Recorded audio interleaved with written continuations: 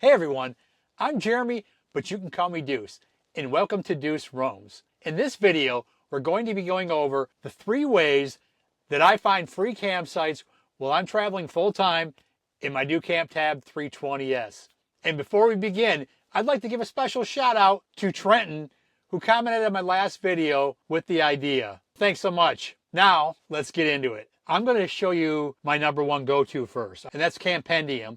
Typically, I already have an idea of where I want to go, whether it's like Yosemite National Park, whether it's Glacier National Park, Yellowstone. I like a lot of national parks, guys. Wherever I'm looking to go, I'll start doing some research about what camping's available there. And this is in particular for places I've never been before. Obviously, if I'm going to the desert Southwest, I've been there several times. I really don't need to do much research at all. With that being said, Campendium is my #1 go-to source. Because I can use multi-screens, it's best for me to use desktop a lot of times, because in the other window, I like to open Google Maps and I'll do some like rough route planning and things like that. But when I type in campendium.com, it automatically goes to the free camping you can see right here. So you guys should find that too. Let's pick a location that I haven't been to or that I'll be going to in the near future. Let's say, I want to be by Zion National Park. We're going to type that right in here in the search bar. You can see it starts popping up as I'm typing it. I'm going to click on Zion National Park. Wow, lots of camping options. See the red dot on the screen? That is where the center of Zion is. But if you look, there's a lot of other camping opportunities within the area. Now, they're not all free. So the one thing we need to do is go to price, and then we check always free. That's what I do before I do anything else. You can see there's still quite a bit of camping options there. And honestly, I still have it filtered. You can see there's dump stations nearby as well. But we're going to zoom in now. So what I do is I zoom into the map and I look at, okay, where do I want to go in the park? Well, I know Route 9 is the main road that goes through the park. So any of these sites are actually probably good. Now the next step for me is really just to click on one of them, like the Smithsonian Butte Dispersed Camp Center. It's in Rockville, Utah. It's got 4 stars and 52 reviews. Now, if you want to view the pictures, there's a few that, when you click on the campsite that you're interested in, there are a few pictures that you can see, like kind of like in the hero area of the page. But if you click on one, like I'm going to do right now, it wants you to register to become a member. So I don't have a premium membership. I'm not logged in right now, so I'm not able to view those pictures. However, there's other ways to do that. But let's go back to the tab up. Actually, I have to go back. So the one thing that Campendium does is on some pages, it opens a new window. Others, it doesn't. So this one, it did not. I hit the back button. The first thing I do is I just go right to the reviews. Okay. And the last review was, about 1.5 years ago. Not quite 1.5 years, but it was October 24. It says it's 20 minutes from Zion National Park. Beautiful views. That's pretty good, right? That's what we're looking for. Being close to a park so that we can commute every day or whatever days we're going to go visit, get our hikes in, go explore the park, but always have our home base that's free, right? This person wrote, it was very confusing to find a spot. Signs at both entrances to the byway said to park a half mile from the road. However, there were also signs at many pull-off areas saying no camping. Now, I'm not going to read the whole review, but you can get the gist here. So it's got a 4-star review. 5-star noise, that's good. For me, the things I'm looking for is if there's big parties, if people are running their generators after hours, those types of things. I'm a little past the age of like nonstop party scenes. So it's good to kind of weed some of that stuff out. What I will say is this one in particular, it's been over 1 year since the last review. And I can tell you that a lot of things can happen in less than 1 year too. Like in 3 months, it can happen. As soon as someone comes in, they can change the whole dynamic of a camping area. So just keep that in mind. But that's one example of a spot that I would kind of pencil in. Say I'm interested in this after these couple reviews. There is a link to the GPS coordinates right here. And I will click on that. And I will go to my Google Maps. I got the satellite view in and I kind of zoom in. And I'm just kind of getting a lay of the land, seeing, okay, here's the location. It looks like there's a spot here off the road. You can almost see a fire pit. If I pan, there's another one here. It looks like it dead ends here. And then you know, since I'm pulling a trailer, although it's not large, it's only 15 feet, you know, my tab is a teardrop, it's not that big, but I'm still pulling a trailer, and you can easily get yourself going through a national forest or even on BLM land into a bind when you run into a dead end. I've had to like back up, I don't know, like a quarter to almost a half mile before, like just to get turned around. So those are things I look at on the map if I haven't been there, if I have time to do the research. I'm looking at this one, and it looks like there's, I'd say 3 spots that right here that easily 1, 2, 3, you can camp here and then do a turn around if you wanted to. And it looks like if we wanted to go further down, let's zoom out a little bit more because we're kind of zoomed in quite a bit. And I'm zooming out. And sometimes for me, at least when we're in the GPS view, it is kind of hard to see exactly where you are. But you can look here, as we zoomed in here, there was a hiking trail not far down the road. It's Wire Mesa Trail. It's got some good reviews too. So you could actually walk and get a hike in. I would bet anything that even this GPS location, like whatever route you're taking to get there, there's going to be other campsites along the way that you'll find. Going back to the review, that's just the one site we found. The one other thing that I'd like to mention that I look for is just rig accessibility. And I know a lot of us are in different size rigs, whatnot. So if I see something like do not take a single trailer out there, it's got my attention, right? I'll take a look at the reviews. But then sometimes I'll see like, hey, wait a minute, someone's saying don't bring a trailer, but I see there's pictures of someone that did. So then I'll kind of like, you know, do a little bit more research and digging into the information that's available to us. And honestly, for me, it's kind of like if I'm going to an area that I really want to explore, I'm going to go to that area. But I want to do it for free. That's how I'm able to extend this lifestyle as long as I possibly can, is to do as much free camping as possible. So when we're talking about that, there's other camping options available. So let's just go back to the main list. I'm going to close out the other windows again. We're going to zoom out. Okay, we got Zion here. This one's Delton Wash Road, dispersed camping. It's got 4 stars. So that's in Virgin, Utah. We're going to click on that one. And just to get an idea, the pictures look pretty nice. Very nice landscape there. So, okay, the last review, it's been going on 2 years. So many bugs and terrible roads. Well, you know, if you don't like bugs, you might not want to go to this spot. But honestly, when we're camping, there's going to be some trade-off. There's usually bugs, flies, mosquitoes, you know, moths, gnats, whatever, you name it. It's part of the gig. We're going to Zion. I haven't found anything with a new review. I do put a premium on more recent reviews, but I think just from the couple that I see here, there's more than enough to work with here. We can go this one. We have, you know, Gooseberry Mesa dispersed camping and Apple Valley. Let's click on that. Looks like there's an Airstream. No, not an Airstream. There's a Jeep pulling a trailer here in a nice setup. You know, again, gorgeous. Last review for this is November of 23. So again, we're going back even further. You know, try to pay attention to some of the tips that people provide. Like this headline is, don't try to go through Apple Valley via Apple Maps. Well, we all know that sometimes our GPS can put us in a spot that's like, that's not there.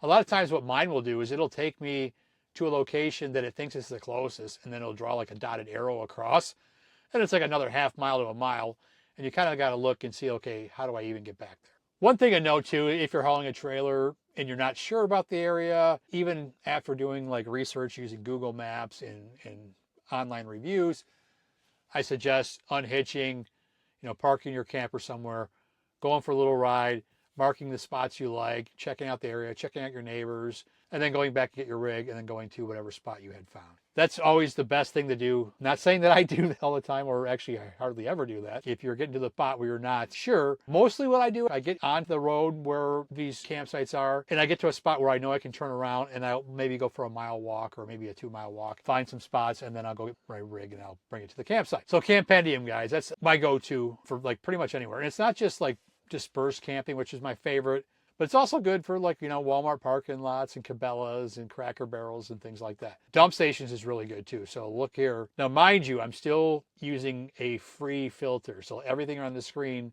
is supposed to be free, although this one says $5. So I'm going to click on it. And what that probably means is it was free and then now it's not, or, you know, someone wasn't sure that it was free, or some people marked it as free, even though it wasn't, but they're able to kind of get away with it for free. I'm not sure. But the last review is in April of 2025, which is almost a year ago. So they paid $5. $5 fee if you're not staying in this campground. And the other reviews are saying it's free. So who knows? But you can look at the review. It says, saw no one at the front desk, so they just went and dumped. And obviously there's no one there to like charge them and they didn't pay, whatever. So sometimes when you're filtering for free, it's not always free. And that's kind of why I wanted to click on that and just show you that. With that being said, one of the other things I like to do, like just say, for example, there's not as many free sites as we see in the screen here. And, you know, we're willing to pay because we want to go to Zion, right? Like that's our whole intention of camping in this area, is it so we can explore the national park, at least under this scenario. To do that, uncheck, and then it automatically goes from $0 to $200, which how many of you have paid $200 for a campsite? Not I. I get butthurt if it's more than 30, honestly. And if it's 30 or above, I would like hookups to go with that to get some more value. But there are some places I've gone, like, you know, when I was on the Oregon coast, I paid $40 to stay in a parking lot at a marina in Newport, Oregon. And that's just because there's nowhere else to stay on the coast. And that was actually cheap. But honestly, $200, I would skip the coast altogether. So if any of you all are paying anywhere near this, more power to you. It's just not my thing, okay? But let's filter it to somewhere reasonable. We don't need any hookups. We're going to boondock. So typically, I like to start that filter at $15. And that's because, you know, a lot of places they charge $15 or less if they're going to charge something when they don't have any hookups or no dump station, which is actually scroll through the list. Ponderosa Grove Campground here in Kanab, Utah. So you can see there, it's pretty, you know, remote looking. It's got some good views. It's not horrible. It says there's vault toilets, fire rings, picnic tables, and tent pads. So for $12 and a couple nights, I think this would do if you were not comfortable finding free camping. Now me, like even if I want to go to Zion, I want to be there for a week, you know, and that's still going to be like, you know, $84 if we stay there for a week. I'm going to lean more towards the dispersed camping because of that fact. But say I was going to be in Zion for just like 2 or 3 nights. This would be perfectly fine if you couldn't find anything else. There's a couple other things I want to show you before we move on to the next one. And the other one is category. So you got public land, which is, you can see that's green. It's pretty much everything that shows up on the screen. And then there's RV park, and then there's overnight parking. So let's click on overnight parking. That's what we want to see, right? And we're going to go back to the price. We're going to make it 0 again. Whoops. So we want to see overnight parking for free. So this is just going to show you like the Walmarts and those type of locations. So there's a Wendy's in Kanab, Utah, that's also at an Exxon truck stop that allows overnighting, and it's got 4 stars. So if you're just passing through, you don't want to go off the road or worried about getting lost. Maybe you're coming through at night and you don't want to worry about trying to find a campsite in the dark. You know, a parking lot's sometimes a good spot for that. And then there was a review just a couple of months ago in November 2025. So using Campendium, there's a lot of opportunity for us to do that. If you're at home watching this or on the road watching this, you know, and you're thinking about going to a certain place, type in your location. It could be the city. It could be the actual landmark. It could be the national park. It could be the state park. Any of those things, type it in and then filter by free like we just did here. And you'll see how it works. So that's Campendium, which is my go-to. The second tool that I use to find free campsites is a very popular one as well.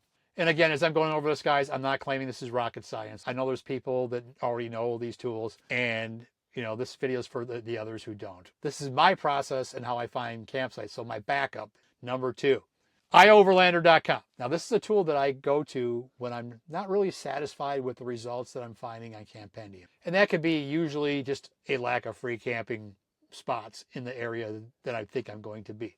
And honestly, what I use iOverlander the most for is when I'm traveling across the countries. Like, so if I'm in Michigan and I want to get to Arizona quickly, I'm not really looking to go off the beaten path and find a spot that's 20 miles off the highway. I want to find something that's en route, that's going to likely be somewhere I'm going to be as I'm coming through and ready to call it a night, and just like crash into the morning and hit the road again. And like, we're talking like your 5 to 7 to 800 mile days. I'm using iOverlander mostly because there's a lot of van lifers that use this and they're stealthy, right? So they're looking for spots in cities and things like that, or that are near the expressway. So when I use this, that's kind of like what I'm looking for. When you're on iOverlander.com, I'm on my computer again, obviously. I click on Explore. I browse by the map. And this is actually worldwide. It's pretty cool to see this. Wow, holy shit. There's like locations all over the world. So if you wanted to like travel internationally, iOverlander would be my #1 go-to source. But with that being said, I'm going to allow it by visiting the site. We're going to find the location. We're going to just do the same location just so you get an idea of the comparison. Zion National Park. That did not take me to Zion. It took me somewhere in Denmark. So we're going to just type in Virgin, Utah. Hey, all right, now we're in the right place. We're close enough. So you can see there's a lot going on here in iOverlander as well. And we're in the Zion area. And very similar. So these people are marking all kinds of sites here. So look at all this here, guys.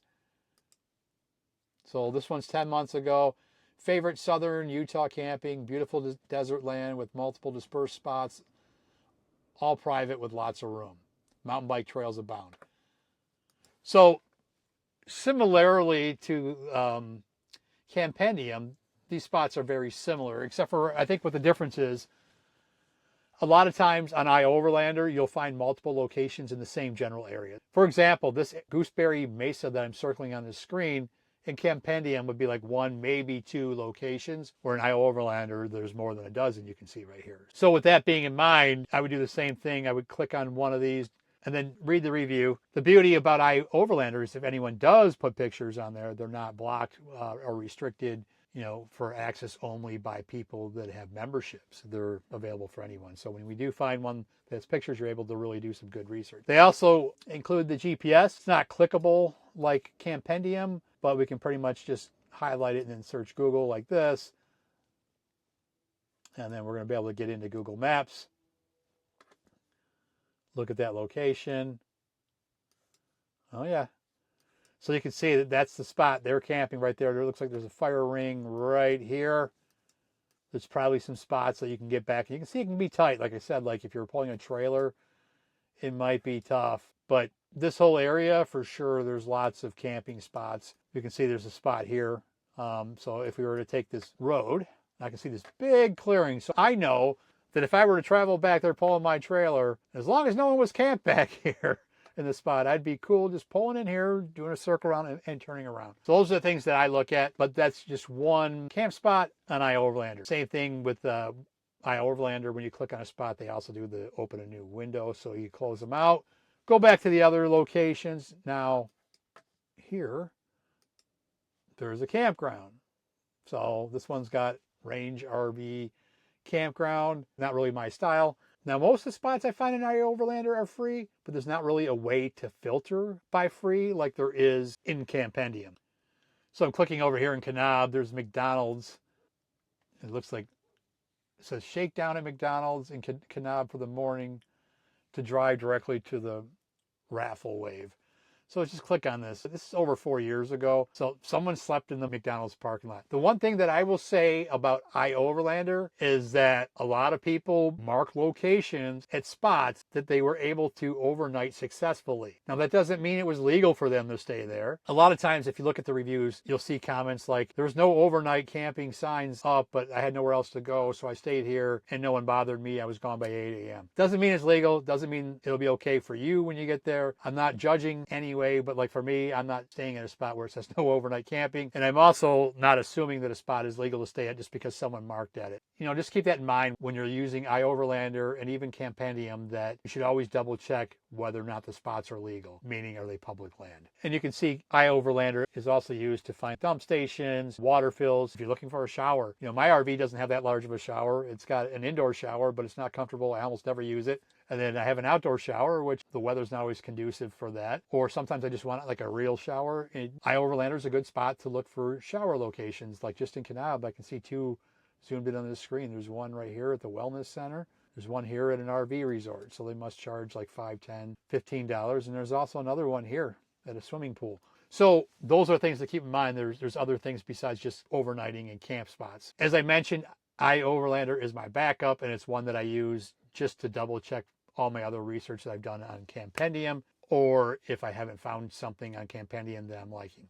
Now that we've gone over Campendium and iOverlander, I'm going to show you the third tool that I use, which is Google. We were talking about Zion, so let's type in BLM camping near Zion National Park. Lots of results right here. It looks like there's this Hurricane Cliffs dispersed camping area. Now this one here takes us to the BLM website, the Bureau of Land Management. Camping within Hurricane Cliffs recreation area is limited to 56 designated sites. So with that being said, there's a first come, first served basis, and you're allowed to stay for 14 days in a 28-day period. So if we were to go through this whole thing, it doesn't look like there's a fee. So just as an example, that's one spot we found on Google. It may have been in Campendium. It may have been also in iOverlander. I'm not really going to double check that. And you can see even on Reddit, let's click on that. There's like people using Reddit. Hey, I visited Zion once before for a day and was astounded. He's looking to revisit and we'll be staying 3 nights. Does anyone have experience dispersed camping around Zion? It's like someone's asking, this is a couple years ago, but there's 11 comments. So if you click on that, people are going to give you ideas, right? Someone stayed at the Zion Right Family Ranch, etc. There's even posts in Facebook groups. But a lot of times when you go to maps, all right, it's just going to default there. Let's try free camp spots near me. It thinks I'm in Quartzsite. I'm not. But we're going to go for Quartzsite. We're going to click on maps. Oh, so it's pulling them up right here, right? It's got High Jolly Camping. This one says BLM Camping right here. It's actually Skadden Wash, but we're going to click on it and you can see there's a lot of reviews on Google. There's 140 reviews. Here's all the pictures that people are putting on there. Looks like some rain here. This is not what we want to see, but like this is an idea. Like if you don't like trash, that gives you a little heads up. That's one thing that I don't like to see, and it just gives me bad vibes about the area and then the people and how they treat the land. It's not cool. So those are the 3 tools that I use to find free campsites. And I'd say it goes about 70% Campendium, 20% iOverlander, and 10% Google. And now we're looking at free camp spots near me, and it actually has my location near Lake Havasu, Arizona. And you can see that there's Lone Tree, there's Craggy Wash, there's Cattail Cove, which is a state park and paid. But Lone Tree is BLM, just like where I'm at. I'm actually at Craggy Wash right now as this video is being filmed. And, just giving you an example, like I didn't look at the Google reviews on this. It's got a 4.2. Great free camping just north of Havasu. And I'll say this spot here is 3 miles from Walmart and Home Depot, and the gas station if you need to go there. Easy access to a lot of locations from here. Campendium, iOverlander, and then Google. They're your friends, guys. Make sure you use them. So as always, when you're going out there, remember to roam free and explore more and spread good vibes. And I'll catch you in the next video, guys. Peace.